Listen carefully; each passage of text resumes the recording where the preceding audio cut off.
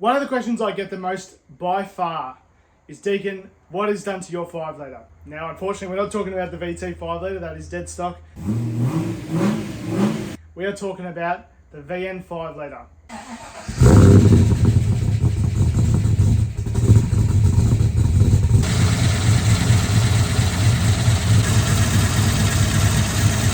It just sounds really tough and it sounds like a 5 litre should. Now, just a warning with this video, I'm not a mechanic, I am a chippy. I'm probably going to say some things wrong.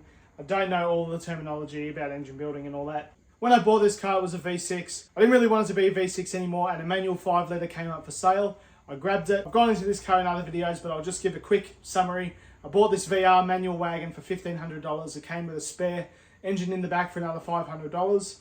The motor that I picked to go in the VN had around 250,000 K, something like that on it. But it was a good runner. However, I didn't just want to put it in the VN, I wanted it to sound tough as nails. And that was the basis of this whole engine. When I was deciding what cam to choose, it was actually quite easy. I just searched and asked my local engine builder, what's the biggest cam that I can reasonably have in a manual and on the street? In the end, we settled on a Crane Cam H304. Now, I love this cam. It really suits the VN that I've got. However, I don't really know if I'd recommend it, because what they recommend you doing, which I've had to do, is change the pistons, you know? And so if you're changing the pistons, you're rebuilding the entire engine. So that is what we ended up doing. Now, in this video, I'm going to be saying me a lot.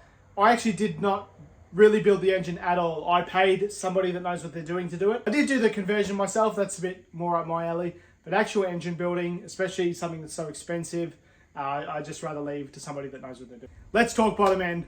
We've got a blank block, and what we did with that block is we bored, honed, decked the block, everything that you would normally do for an engine build. We got the crank finished, and of course we put in all new rings and bearings throughout. Now the pistons, they are not stock. They are Hypertech flat tops, 20 thou oversized. That's what it says on the invoice. That's what they are. That's what the engine builder recommended. So that's what we went with. As you'll see in the photos here, it does have nice, shiny new flat tops. It does have an aftermarket oversized sump. I don't really have a good reason for that being on there.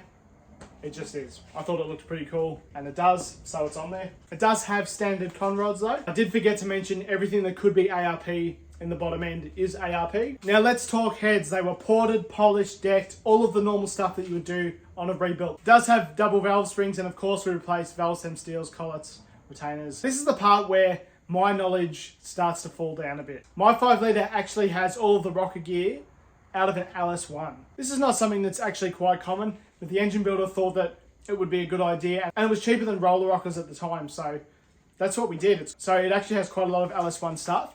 Now, in keeping with the LS1 theme, it does have an aftermarket Profo fuel rail with LS2 injectors just out of a VZ clubby. That's not something that is done in a lot of 5 litres. I don't really know that there is a ton of gain. Well, actually, I do know. There is almost no gain. It's definitely never going to run out of fuel, that's for sure. This next part is a little bit controversial. It does have a dead standard intake manifold. Now, I completely understand that I am choking that motor. It really can't have its full potential because I've kept that standard intake manifold on there. But I don't care.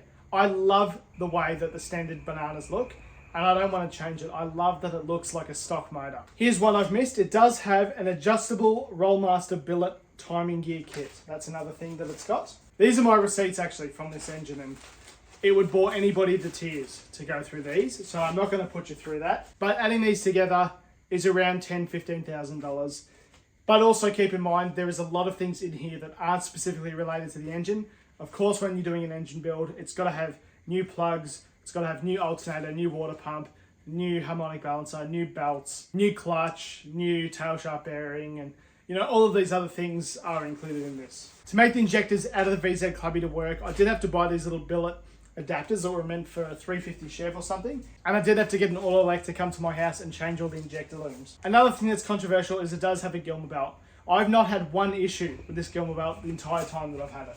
Now, my Gilmer belt is actually not that tight. It doesn't sound too different than a standard motor, which is exactly what they say to do on the instructions. Some people really tighten them up and it sounds like it's supercharged, but mine does not sound like that.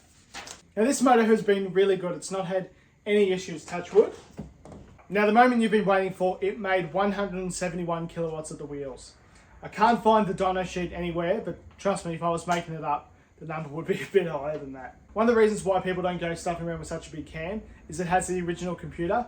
It has to be tuned by one of the very few people that can tune these original computers, these Delco things. So my invoice back in 2020 was over $4,000. There were some other things in that. It did actually do a head gasket on the dyno. That wasn't just a dyno and a tune. There were actually quite a lot of other things that needed to be done. And because we pulled everything apart, they did actually run the motor in for me, which is really cool. One time, a couple of years later, I was driving it and it did scare me. I thought I was losing compression. It just felt like it had no balls. Anyway, I got it tested. Turns out it was just a blocked injector, but I had a compression test and they're all about 150, 160. Now, if you have a good running motor like I do, in the VT 5 litre, I don't know if I'd recommend this cam just because of the amount of stuff that you have to do to the bottom end.